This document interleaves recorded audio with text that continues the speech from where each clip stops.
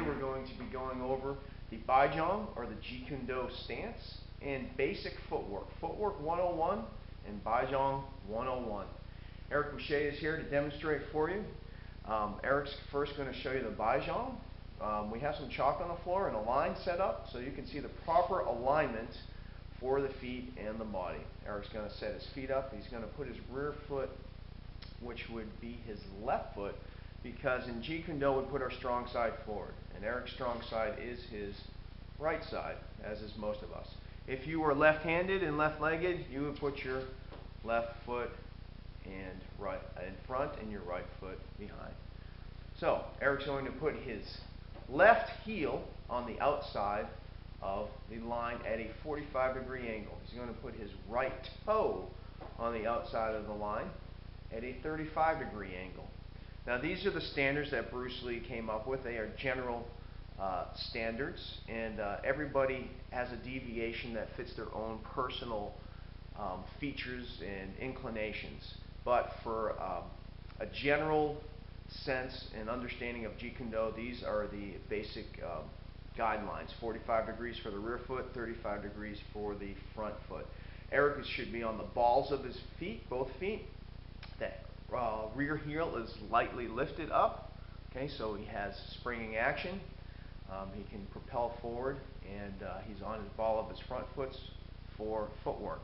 So he can propel back to the front and to the sides. His hands, elbows are going to be in. What you can do is bring your hands over your head and just drop them. Elbows should be in. Okay, the rear hand, the left hand should be covering the chin. Some people like it higher, some people like it right under the chin. Some people like it in front of the face. Okay, but in any event, that rear hand is there to cover your face and protect you.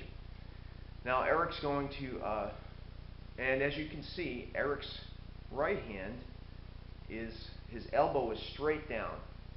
When you think about Jeet Kune Do, you want to think about fencing. Okay, Eric's right hand is simulating a fencing foil. Okay, as Bruce Lee said, Jeet Kune Do is fencing without the sword. It is actually a hybrid of fencing, Western boxing, and Wing Chun Kung Fu. So Eric will take a side, we'll get a side view from Eric so we can see a little more clearly. Okay, his front hand is about a fist to a fist and a half distance away from his abdomen area. The reason why his chin is down, okay, his knees are bent, he's got a 50-50 stance. Okay, if you play sports, basketball, baseball, football, etc., remember, you're balanced. I think basketball is particularly applicable to the JKD footwork in moving about, because you constantly have your knees bent. If you're playing defense, okay, you're using the shuffle footwork. Okay, it's the same principle in Jeet Kune Do. Balanced. Okay, his body is straight up and down over his phasic knee bent. His knees and legs forming shock absorbers. Okay, he's on the balls of his feet. Okay, his right hand, as we said, we don't want it too far away, because number one, he loses power, and number two, it's easier for somebody to grab that hand. So we don't want it too close, because it's going to have to travel farther to the target. Okay, and number two, it's easier for someone to trap that arm on his chest, okay, and come in and negate his punching. So we have a happy medium, a fist to a fist and a half distance. Okay, and this is generally the basic Bai Jong or Jeet Kune Do stance. If Eric would turn to the front again and get on the line, okay, we will show you some modifications. Ted Wong, for instance, because he particularly likes to fight from the outside, okay, which is fantastic. He has his feet more aligned together, so the middle of his foot would be on that line, and his stance would be slightly longer. Now, even when I talked to him, even he said, yeah, I use this stance for long distance. This would be more of a fencing model.